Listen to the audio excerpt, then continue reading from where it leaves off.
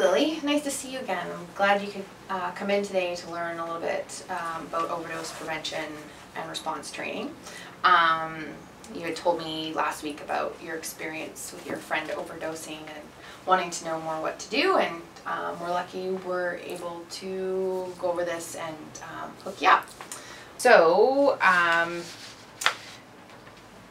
just today you're going to learn a little bit about stimulant overdose, opioid overdose, and how to respond, and the importance of calling 911, how to use the kit, and we're going to watch a video, and yeah, should be pretty quick.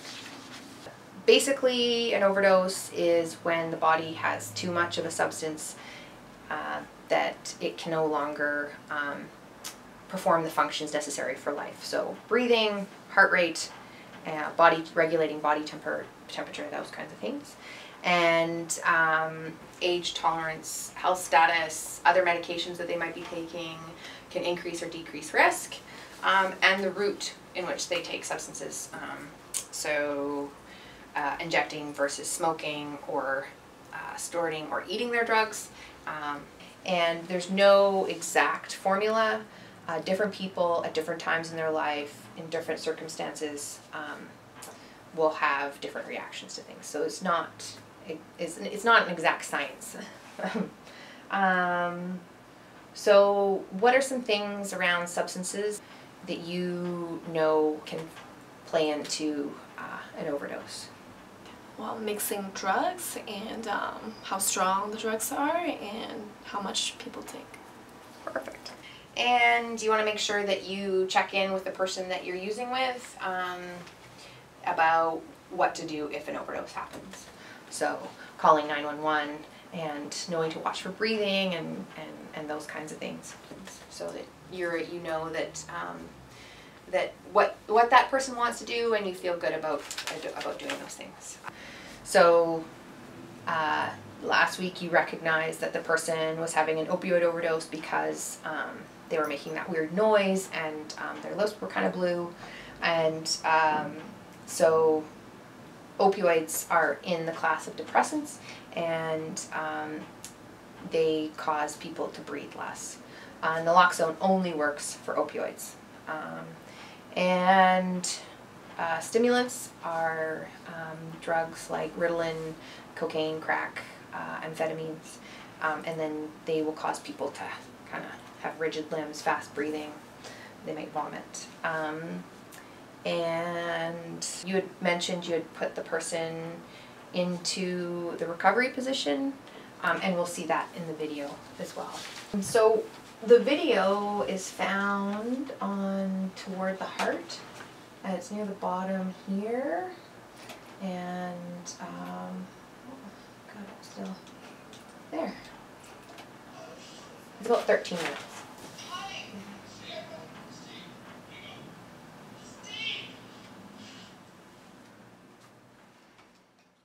So you got a chance to watch that video. Did you have any questions about what you saw? It was just pretty cool that, how we learn more about, how simple it is to kind of use the naloxone. Yeah, it's really good. And there's lots of other videos that you can find here about the administration of naloxone, and more information if you're interested. There's some really good websites and things too. So now we're just going to go over the little bits about the parts about the kit.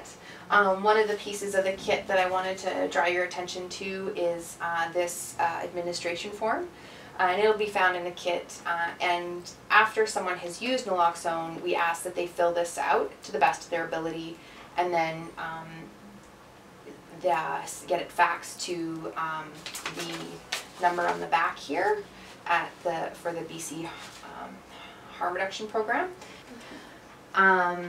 So this is in the kit, and then this is what the kit looks like. So it's in an eyeglass case to kind of hide it and protect it.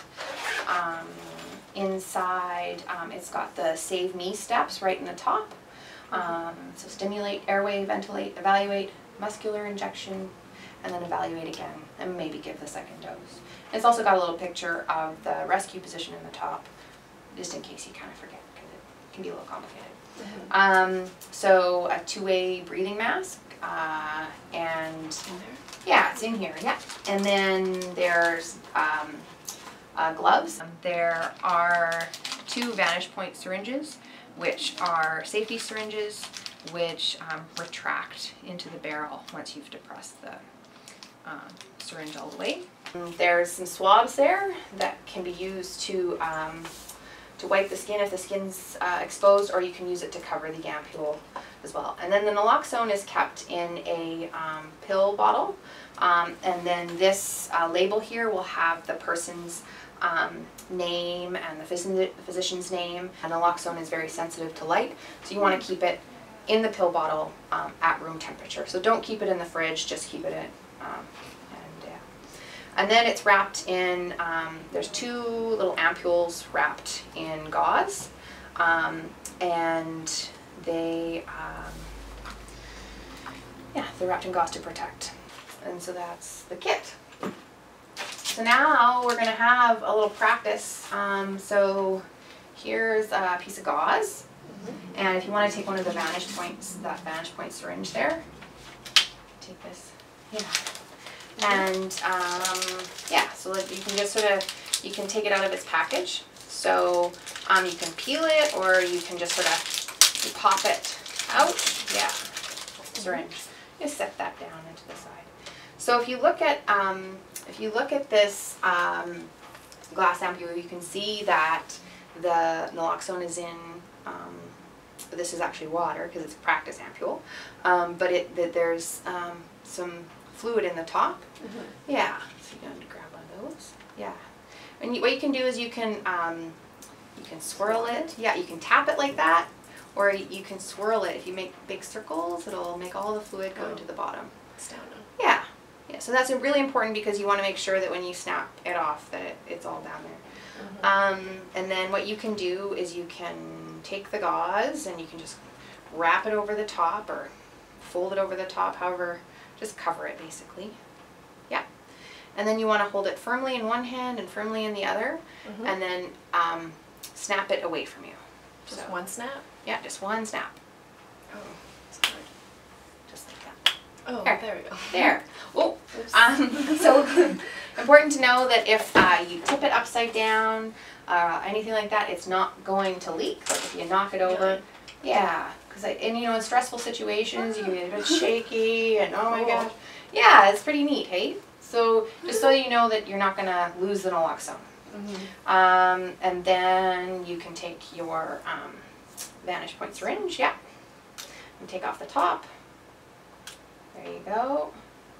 And then you can just put it in here, and you want to draw up the naloxone. So just, yeah. And just pull up the plunger slowly, waiting for the fluid to get drawn up. Okay, and you get it all? I think so. Yeah, so that's pretty good. So then you can tip it up, upside down, and you want to push out most of the air.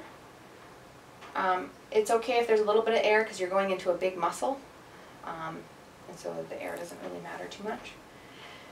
And hold it at a 90-degree angle against the muscle that you're going to inject it into the shoulder or the side of the thigh. Make sure it's like a firm stab. And depress the plunger slowly all the way until you hear the click. Take it and put it in a sharps container or a plastic bottle. You put it into the use side. Perfect. Okay. That's it.